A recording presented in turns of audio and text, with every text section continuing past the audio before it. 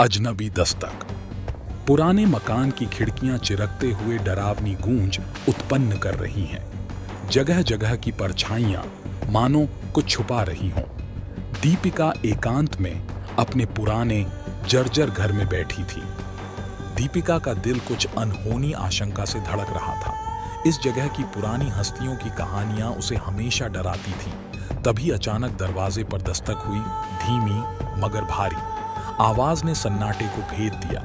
दीपिका का चेहरा सफेद पड़ गया। उसने कांपते हुए खिड़की में झांकने की कोशिश की, लेकिन बाहर घुप अंधेरा था। हवा की सिहरन ने और भी डरा दिया।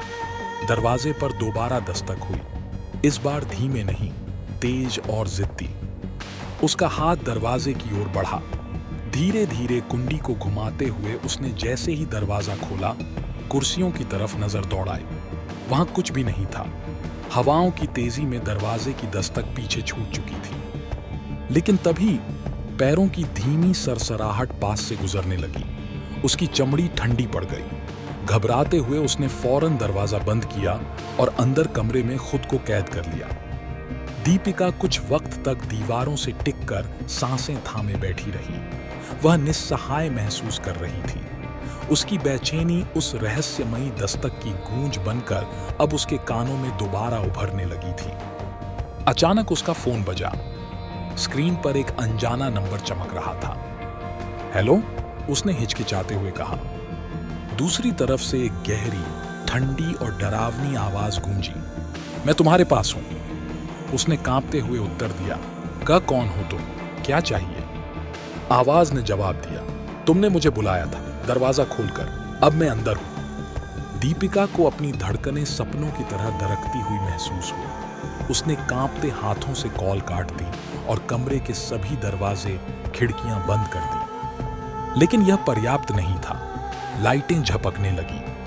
दरवाजे और खिड़कियों पर रहस्यमयी खटखटाहटों ने उसकी सांसें चीख में बदल दी।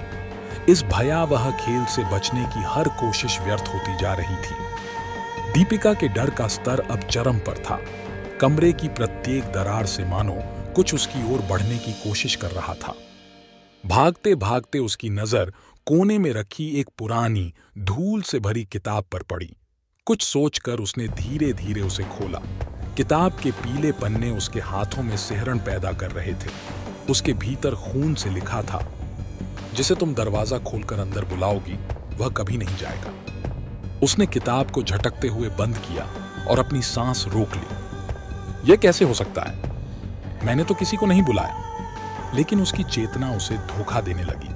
उसने अपने चारों ओर देखा। कमरे का हर कोना जिंदा मंजरों से गूंज रहा था। परछाइयां और गहरी हो गईं। सायों की हलचल कमरे की दीवारों में समा रही थी। दीपिका पलटी और तभी उसकी आंखें उसकी ही परछाई पर जा टिकी। लेकिन यह साया स्थिर नहीं था, यह उसे घूर रहा था। उस साए की आंखें तेज, भयावह लाल रंग में चमक उठी। दीपिका असहाय होकर चीखी, लेकिन सन्नाटे ने उसकी आवाज भी लीन ली। सुबह हुई, लेकिन घर में अब सिर्फ एक खामोशी का साम्राज्य फैला था। दीपिका का कोई अता पता नहीं था।